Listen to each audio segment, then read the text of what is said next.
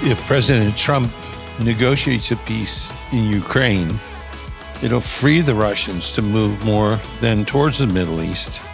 And Europe comes to the fore, it seems, Europe's not going to get wiped out. What is the implication of President Trump negotiating a peace treaty in Ukraine? Is Putin Gog, or is he just like Gog, as prophesied in the Bible? As various events indicate the coming of the Lord soon, our focus should be bringing the gospel to the lost, discipleship, and strengthening the church. Hi, welcome to this episode of Inside the Epicenter with Joel and Lynn Rosenberg. We are a podcast of the Joshua Fund, a ministry dedicated to blessing Israel and her neighbors in the name of Jesus. I'm Lynn Rosenberg with the Joshua Fund team, and in this episode, Joel discusses the implications of President Trump negotiating a peace treaty in Ukraine and whether Putin could be the biblical Gog. He emphasized that biblical prophecies are inevitable and that all the world events are signaling the Lord's soon return. And in that time, we should be focusing on bringing the good news, on bringing discipleship to the church, and focusing on the Great Commission. Joel stressed the need for a balanced approach to showing love to both Israel and her neighbors, including the Palestinian people.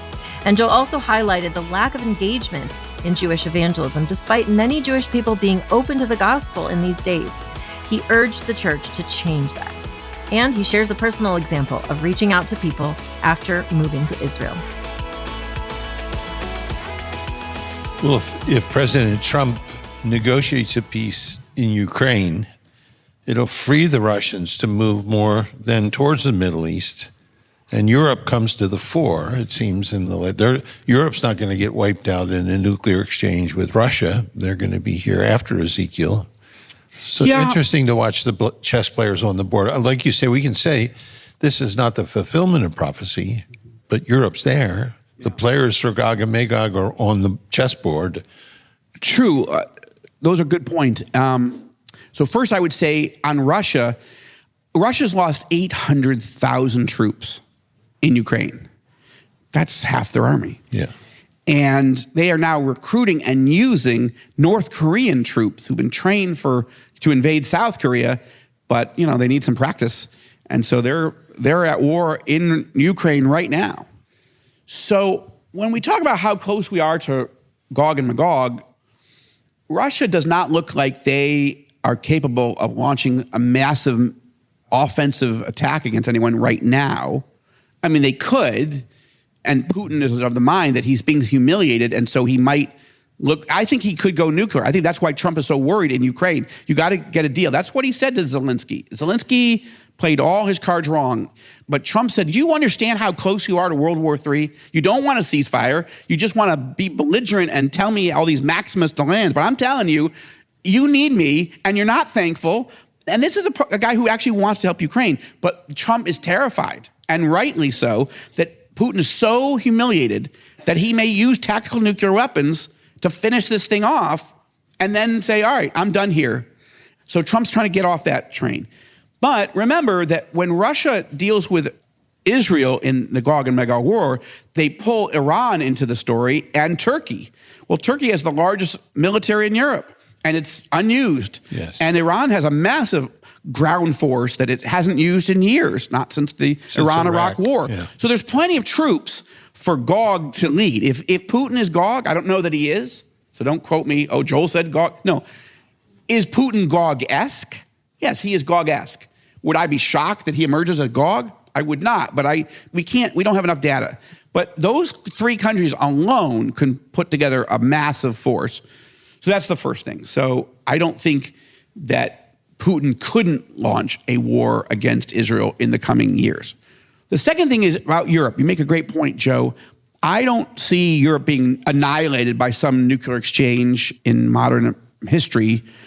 In fact, one of the things that's interesting is the fact that Trump is trying to get Europe to spend more, build up its military, that itself is prophetic. Now, why is he doing this? Because he feels, and not unfairly so, that Europe is using the United States. All right, you guys spend all the money. You guys send all the troops.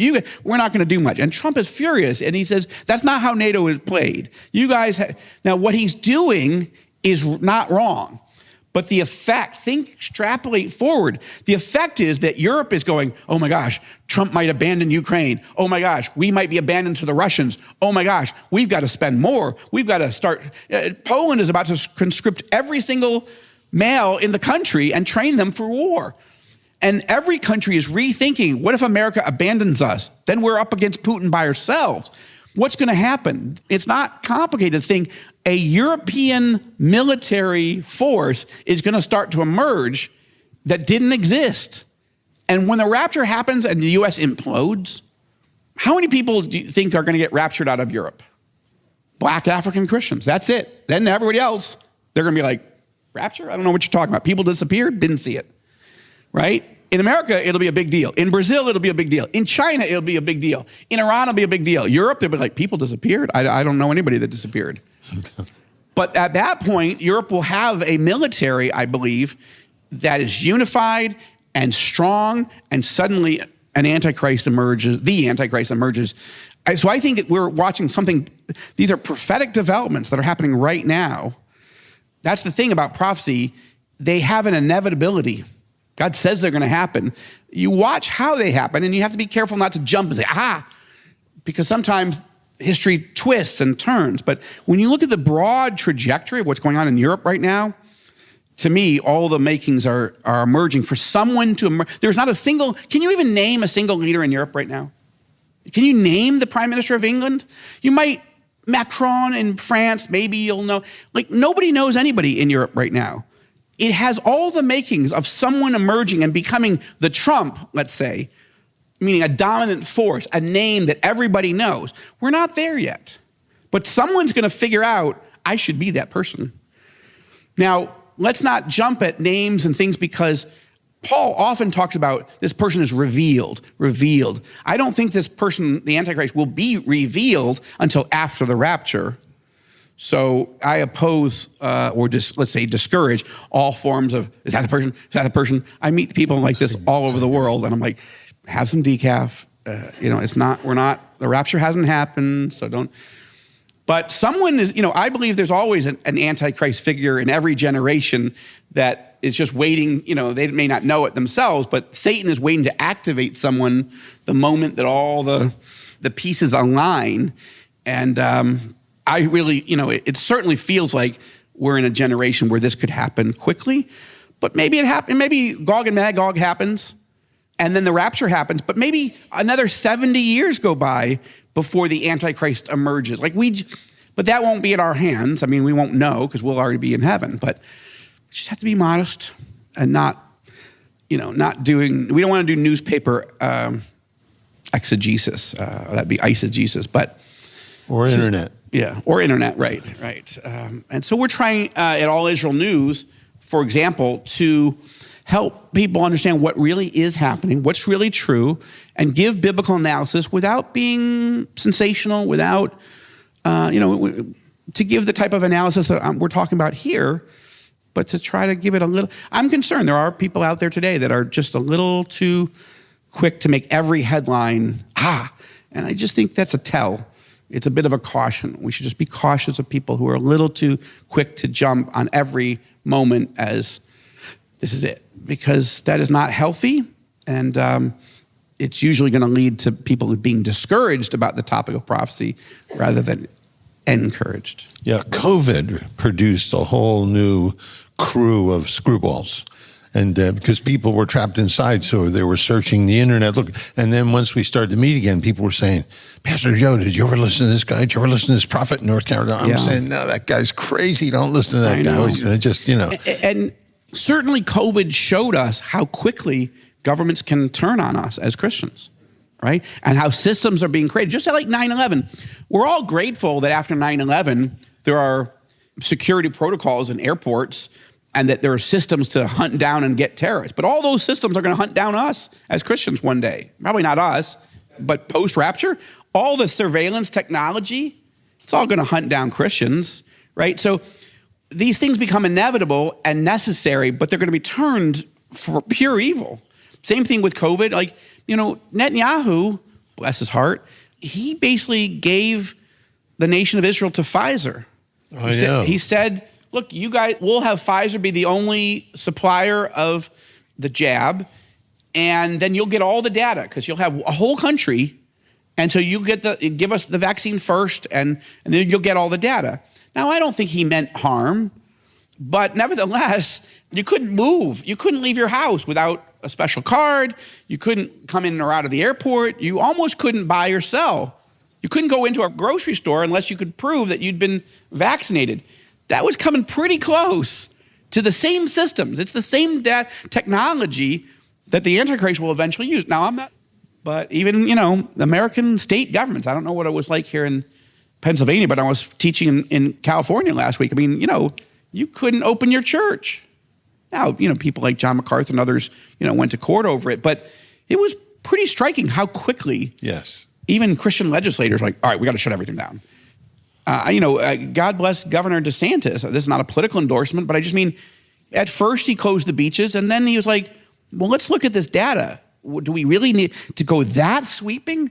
And he created an island of freedom and sanity on this topic. I'm not saying he didn't make some mistakes early, but he was being cautious. And then as he was looking at the data, he's like, this doesn't fit what we're being told by Fauci and others. So anyway, but all these major, I guess my main point on that is when you are in a contraction of the birth pangs, right? Contraction, release, contraction, release. When you have a contraction like Russia and Ukraine, when you have a contraction like COVID, the world is going to create systems to react to that contraction. And those are all preparatory for the management. End. Crisis management, yeah. So a European army is going to be built unlike something we've ever seen before, and our president is calling for it. He's not wrong at a certain level, but just play it out. Play it out. That's where we're heading. And building the biggest AI system in the world right here, which will one day be in the hands of the Antichrist. Not why he's doing it, but it will be used. And Elon Musk, for tyranny. is probably the greatest champion of personal freedom right now. But and God bless the Tesla and all the other, the SpaceX. All this stuff is fascinating, but he doesn't know Jesus yet.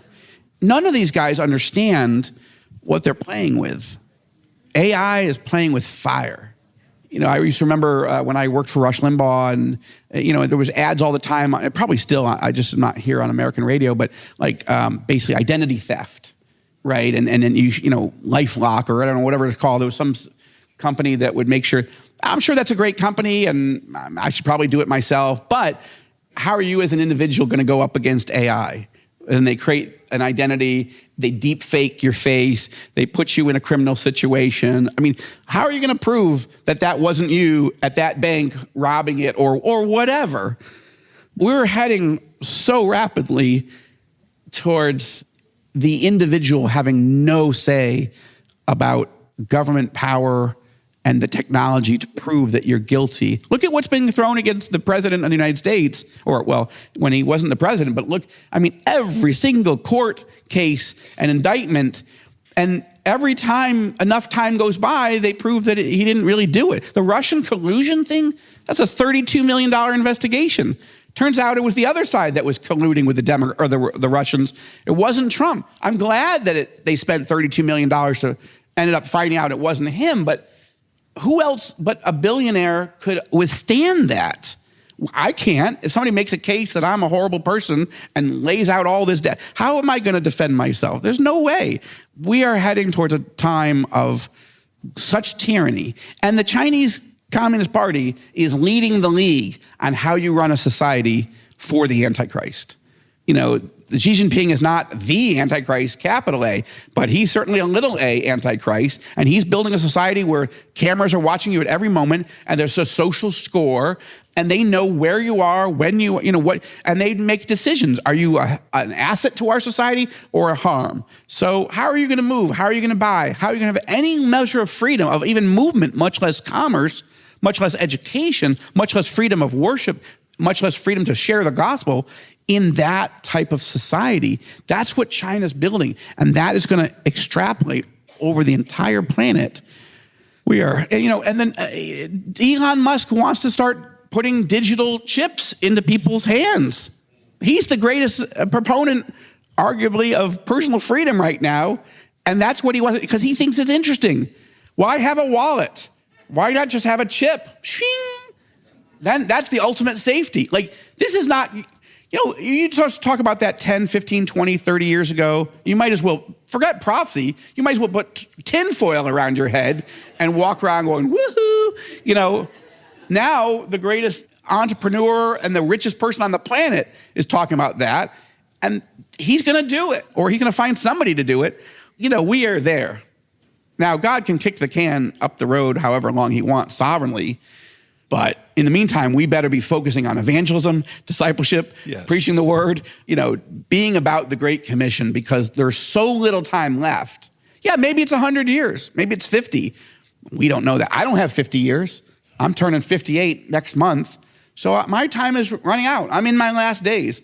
I got to say, Lord, extract the precious from the worthless. Use my life for your kingdom, because all I know for sure is I want to hear well done, even though I'm a moron, but you can clean me up, you can fix me, you can, all right, to shift to basketball, I think we're past the shot clock's running and we don't know how much time is on the board, right? So, it's March Madness. It is. Let's use every moment and every shot wisely. People are really scrambled now. We got baseball, we got football, We'll get there. We don't need to go to ping pong, though. Watching, October 7th and the tensions in the Middle East and everything that was happening here with the government and COVID, the thing personally that I felt more than I ever have since I've been saved is what darkness is behind all of this. And I knew that if an administration came into power here that was going to give more freedom to the church or more, I just knew bigger troubles were going to start overseas in other places. It just never backs off, So, Israel, Gog's not Putin. Gog is to me, he's the prince of Russia, like the prince of Persia and the prince of Greece. They were principalities and powers. That's why he shows up again when they open up, they're unsealed at the end of the millennium, because Gog was down there with his buddies for 1,000 years. But I think there's just darkness. You can feel it. And, but when there's great darkness, the Lord's going to shine a light. Absolutely. And I'm looking for that. Absolutely. Israel is living through its darkest hour. There's no question. In modern Israeli history, we've never seen anything like this. It's so oppressive. It's so exhausting. And the light of evangelical Christians who love Israel and love the Jews is sharper and clearer to the Israeli people and to the Jewish people worldwide than ever before.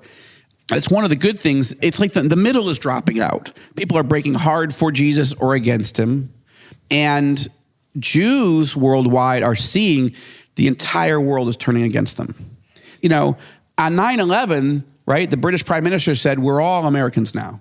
Actually, the French president said that too. Nobody said that. We're all Israelis now? No, by the 9th and 10th of October, Columbia University was in an uproar, pro-Hamas, anti-Israel. Israel's committing genocide. We hadn't even gone to war yet. God bless President Trump for canceling $400 million of funding for Columbia. Now they're going to fight it. Well, let them fight it. But the point is, you got some common sense people right now in Washington, but Jews feel alone. And I mentioned in one of the services that one of the headlines on All Israel News right now, allisrael.com, is that new Gallup poll shows that U.S. support, American support for Israel has dropped to its lowest point ever. So even though Americans support Israel more than any country in the world, American support is dropping, plummeting. And it's critical that followers of Jesus not only continue to stand with and love and show personal affection towards and sympathy towards Jewish people and the nation of Israel, and teach our young people to do the same and model it and explain why, war is terrible, but Israel didn't bring this war, and we should show compassion to Palestinians. That's a really important point that I think a lot of evangelical young people, it's not that they're necessarily all against Israel, but it feels to some imbalanced. Where's the sympathy for these Palestinians? They are facing a terrible war. That's true. Where is Christian Zionists? Where's the sympathy? Where's the compassion for the underdog? That's not anti-biblical. That is biblical. You don't have to abandon your love and your biblical understanding of God's love for Israel and the Jewish people to also show compassion to Palestinians. And I think that's very much a part of what's on Lynn's and my heart and the heart of our team at the Joshua Fund, and we're trying to communicate it. Now, it's not as sexy, as it were, as just being rah-rah pro-Israel all the time, but I think it's the balanced approach that is the right approach biblically, but also I think it's the future of how we have to communicate with young people. And being pro-Palestinian doesn't mean you're anti-Israel necessarily, meaning if we define pro-Palestinian as, I love the Palestinian people, I want better for their lives, God loves them, has a plan for their lives, doesn't want them to live in horror and misery, and doesn't want them to be under eternal judgment. So how do we love them? How do we show Christ's mercy to them in Arabic and any other language? That's really important, because I think a lot of evangelical young people, it just, Christian Zionism feels imbalanced. It feels unfair. It's not, but if we're not communicating it with love and compassion for both sides, then how is a young person supposed to know any better? And so there's a lot of challenges going on, but this is the moment. One of the concerns I have right now is that we saw such a surge among Christians who do love Israel and do love the Jewish people of prayer, financial support, political support, starting on October 7th and forward. But as the war fighting has started to wane, we're seeing people shift to other issues. That's understandable. But the opportunity to serve, the needs to serve Israel and the Palestinians, who are all so traumatized, and the Lebanese too, I might add, and the Syrians, is actually greater now than it has been for the last 16 or 17 months. But there's a possibility, a risk that Christian prayer and financial support will shift away to other things. Okay, the Lord gives. If he guides, he will provide. I'm not worried about it. But I just mean Israelis are in, essentially, I'm not saying this clinically, but I think for a simplistic way to say it, Israelis are in PTSD, except that we're not at the P yet.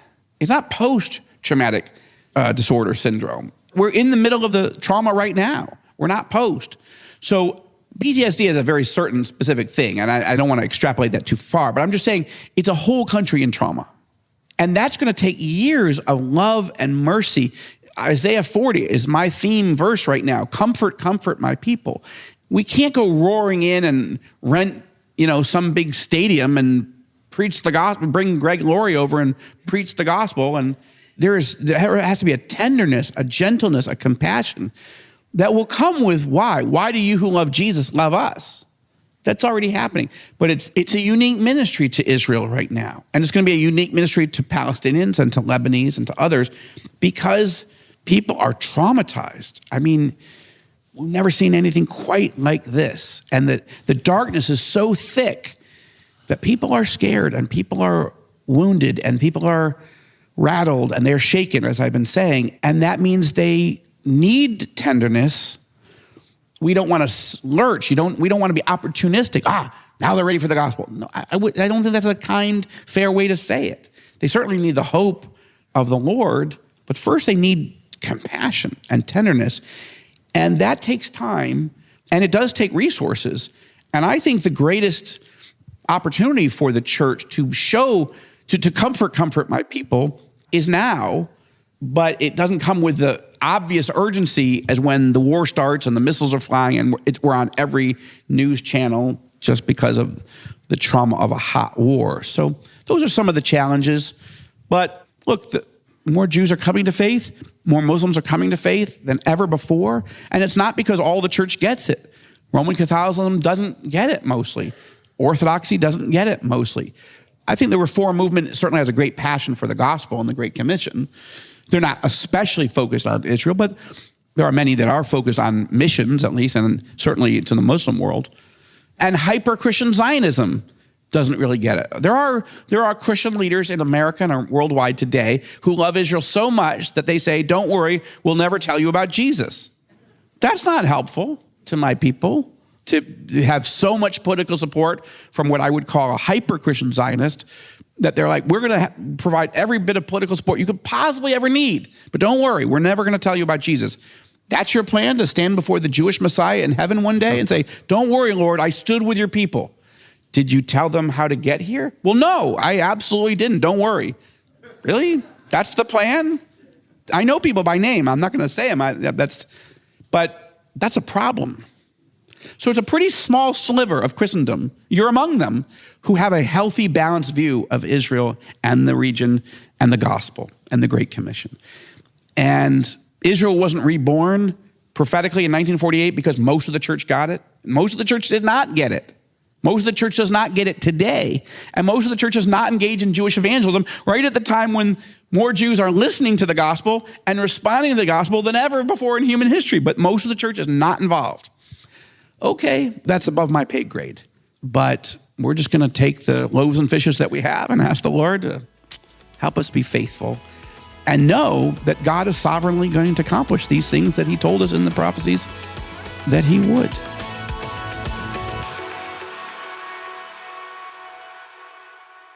Today's verse comes from 2 Peter chapter 1, verse 21. For prophecy never had its origin in the human will, but prophets, though human, spoke from God as they were carried along by the Holy Spirit. Will you join us in praying for peace in Ukraine and a quick resolution of this ongoing war between Russia and Ukraine? Pray that people would be more open to showing love to Israelis and Palestinians, and that Christians would find their voice to preach the gospel to all people.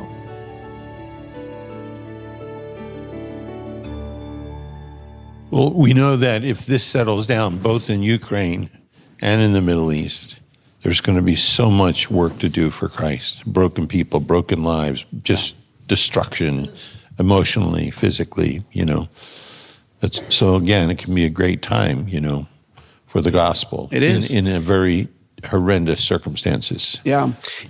There are environments worldwide where during the actual intensity of the crisis, sharing the gospel is part of the appropriate response.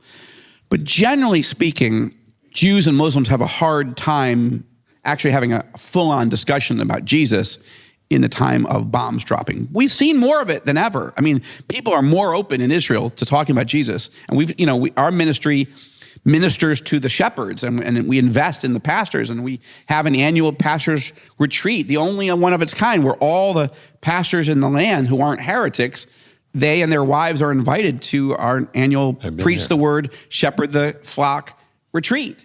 We do it for all the Israeli pastors and ministry leaders and their wives, both Jews and Arabs. And then we also do one every year for the last 12 for the Palestinian pastors and their wives. And that's encouraging. And so over the past 19 years almost of the Joshua Fund, we built relationships with hundreds and hundreds of pastors. And that's a lot of stream of data. We get to pick up a lot of intelligence of what's happening, the health of the church, and the openness of people. It's amazing. But it's also true that we're not seeing Israelis make decisions for Yeshua right now. Mostly we're seeing an openness. Why did God why did he let this happen? What does the Bible say? Where is his comfort? And why do you love us? And why do you seem different? And I don't mean me. I mean the pastors that we support in Kiryat Shmona, for example. It's the only congregation in the entire city, a city of 20,000 that's been completely evacuated and has been under an almost nonstop missile attack until the ceasefire. There's one pastor and his family and his team that didn't evacuate, didn't leave, and we are standing with them. And then anyway, it's a long and wonderful story. But the point is, he said in his entire life, he's never seen people this open to talking about God, the Bible, and many, but not all, want to talk about Yeshua. Because they're going through this with their people. It's not like they're parachuting in from another place. Going through it with our people is earning us the opportunity, the right. I don't know if we have the right, scripturally, but we're winning the right to be heard by going through it with our people and trying to be an active, compassionate blessing. Humanitarian relief is a huge thing. Not to bait and switch, not to provide humanitarian relief to say, if you take this, I will then... or you can only have it if you believe in Jesus. No, true unconditional love. But Jews are not used to unconditional love. So if you genuinely show them unconditional love, they're going to be confused. They'll be appreciative, but they're like, what's wrong with you? Why are you being so nice to us? Why are these Christians around the world helping you help us? Okay, you really want to have that conversation? Let's start to have it. So that's happening more than ever. So we're not seeing a harvest yet, but we're seeing ears that are open, hearts that are open, eyes that are open. And there's nobody else around. There's nobody else in the country. There's no tourists. It's like going to Disney World and not even Mickey is there. I mean, it's empty. The country's empty except for followers of Jesus who are being a blessing to their neighbors. And wow, I'm so proud of and so refreshed by and so encouraged by the believers in Israel, but they're exhausted. These ministry leaders are exhausted. They're facing spiritual warfare, not just military warfare, and their kids and the fathers and the brothers have been at war. So I've got Lynn and I have a director of our founders office. We're the founders of the Joshua Fund. I'm also the president. She's the vice president.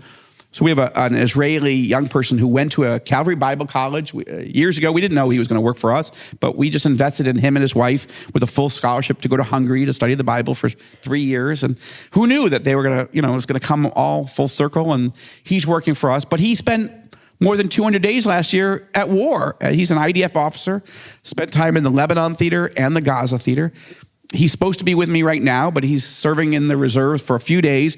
Then he's going to come back, Lord willing, later this week. Then he has to go back to Israel and go back to another few months of reserves. That's happening churches are emptied of the men for the past 16 months because most of them have been at war. Imagine being a young pastor, 30, 35, whatever. You've been in Gaza for 300 days, 200 days. You've been killing terrorists. You've been seeing horror, and then you come home. How do you relate to your wife? How do you relate to your little children? How do you sleep at night? I'm talking about people with the Lord. I'm not talking about people who don't know the Lord. That's another issue, right? How do you go back to work? How do you teach the scriptures? I'm not saying it can't be done. The Lord is doing it, but this is changing Israel at every possible level in ways that can't be seen right now. And so we need a lot of prayer, because going through it with our people means you're also going through it with our people, meaning you're facing trauma too. You have the Holy Spirit to help you, but biblical counseling is the number one need right now among marriages. Marriages are hard enough, especially as a believer, especially as a young pastor or ministry leader. Add 200 days of war to that. Problems that existed have just been set aside. And now they're heightened. I mean, I don't want to go on and on. I'm just trying to paint a little bit more nuanced picture as we go. It's just needs that we never knew existed are unfolding before us, and the complexities of it. I'm grateful that we live there. I'm glad. I mean, I'm not saying you couldn't run a ministry from a distance, but I think having had two sons that have served in the Army and one that's about to be drafted is helping us have the same heart that everybody else is going through, and never been through anything like this. Never. No. I write about these worst case scenarios, but I'm living one now. We all are. Yeah, I've talked to young Israelis before the war. I've been over there since it started, that were open to talk. And in a personal conversation where it's not evident to everybody what they're doing. But I've been told, look, my parents, Gentiles to us, Christians, were Nazis. We heard from our parents the same, that a Goyim and a Christian and a Nazi was the same thing. But they said, but in our generation, somehow it hasn't been it's always been Islam that's been an enemy and the Christian that's been a friend, So they're not closed per se, but there'll be a conversation. It's a reshuffling of the deck and trying to understand what's true, what isn't true. Yeah, the Bible, the New Testament is described by most Jews, they fear it's an anti-Semitic handbook. So when you finally open one to Matthew chapter 1, and it's a Jewish genealogy, you're like, what is that? What is happening here? And then Jesus is being named on the 8th day when he's born. That's how he's still named. You don't have a name until the 8th day when you're circumcised as a boy, even to this day in Israel. But like, what is happening in this book? It seems very Jewish. Yeah. Most Israelis think that Jesus was a Roman Catholic. I'm not kidding. Only recently because the Palestinians have tried to make it sound like Jesus is a Palestinian, now you have Israeli cabinet members, one just recently, a pretty, right-winger, he's like, Jesus was a Jew. He was an Israeli. Amen. Preach it, brother. I mean, Jews are suddenly, Israeli officials at the highest levels are defending Jesus as a Jew. This is not known among most Jews. I mean, now more than ever, but still, it's amazing. The biblical literacy, and certainly the literacy on Jesus, most Jews have not rejected the actual gospel. They've never heard the gospel. They're rejecting the history of Jewish-Christian relations.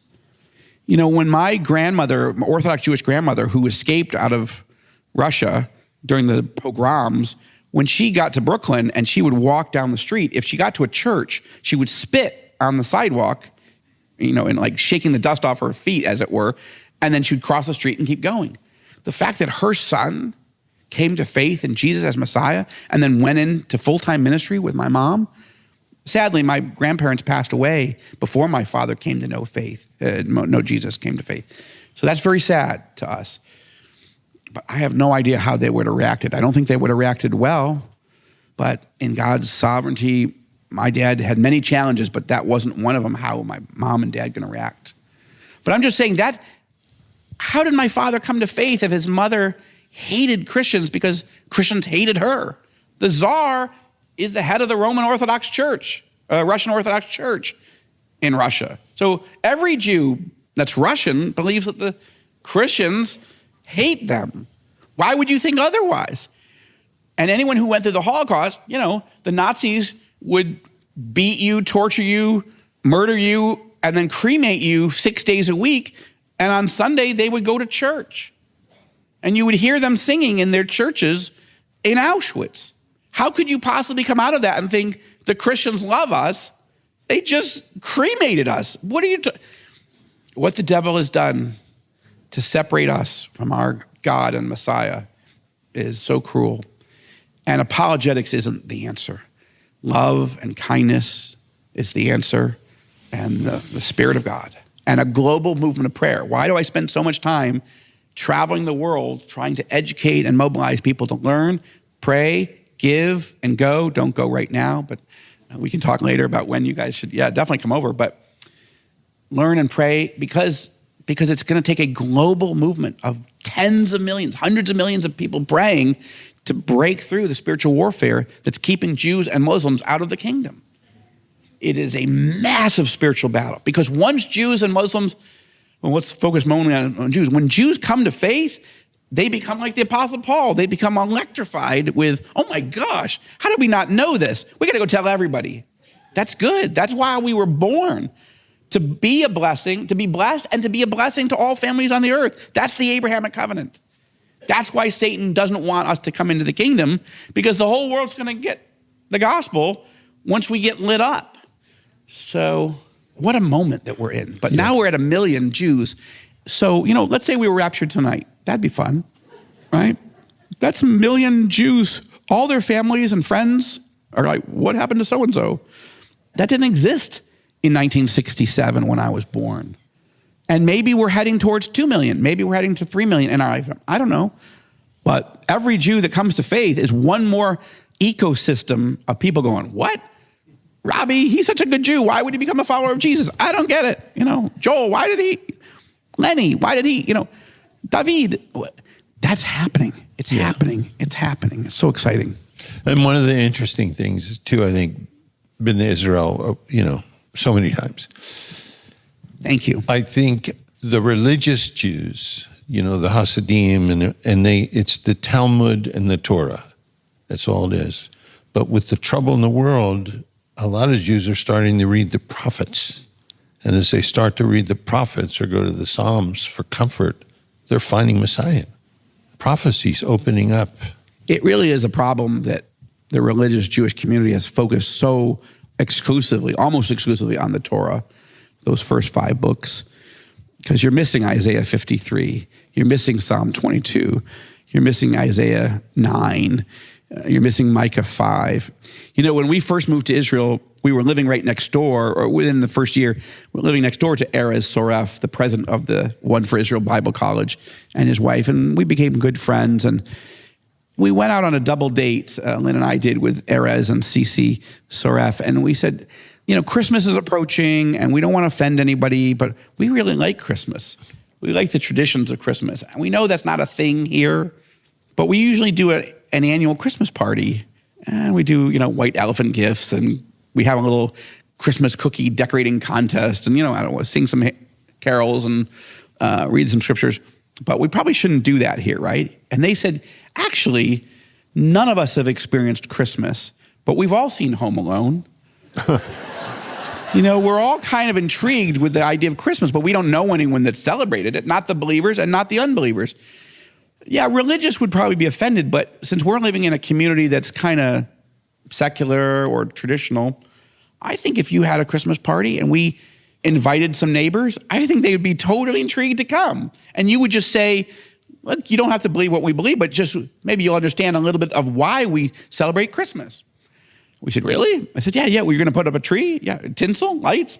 Absolutely. They said, we've never been to a Christmas party ourselves. We're like, all right, we don't want to offend. They said, no, I think that'd be great. Awesome. Well, so many people wanted to come, we had to do 2. Back to back, night after night. And the house was packed, the apartment was packed. But what was interesting was, so we did all those things I said, but we decided right before the white elephant gift exchange, which was really quite the thing that everybody was so excited about, we would just take a moment and say, listen, obviously we grew up with the Christmas celebration, and Christmas is not in the Bible. It's not, we had to ask ourselves, it's not a tradition it's not Passover, it's not, obviously the biblical feasts. But we said, but maybe we can explain a little bit from the Bible why we celebrate Christmas. And I was like, oh, sure, whatever. So we asked somebody to read in Hebrew Isaiah 9, right? People living in a darkness will see a great light. For unto us a child is born, a son is given, right? So somebody read that. Then we had somebody read Micah 5, right? The Messiah would be born in Bethlehem, and not Bethlehem, Pennsylvania. Bethlehem, Ephrata in Judah, which we lived, not that far from. Today, we literally lived 5 minutes from Bethlehem, but not at that time. And then we had someone read Luke 2, the Christmas story. I'm sitting next to an older woman who she's sitting there going, Kfar Yonah, which means Jonah village. That's actually the little village that we were living in at the time. And she's like, I'm sitting in Kfar Yonah. I'm at a Christmas party. I'm sitting in Kfar Yonah. I'm at a Christmas party. I'm at a Christmas party in Kfar Yonah. And she couldn't believe that she was there, but she wasn't leaving. She was there.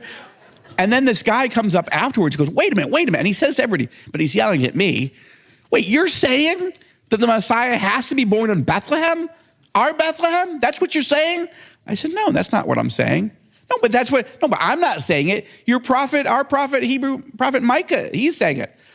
I never heard that. Nevertheless, I said, well, you got a problem.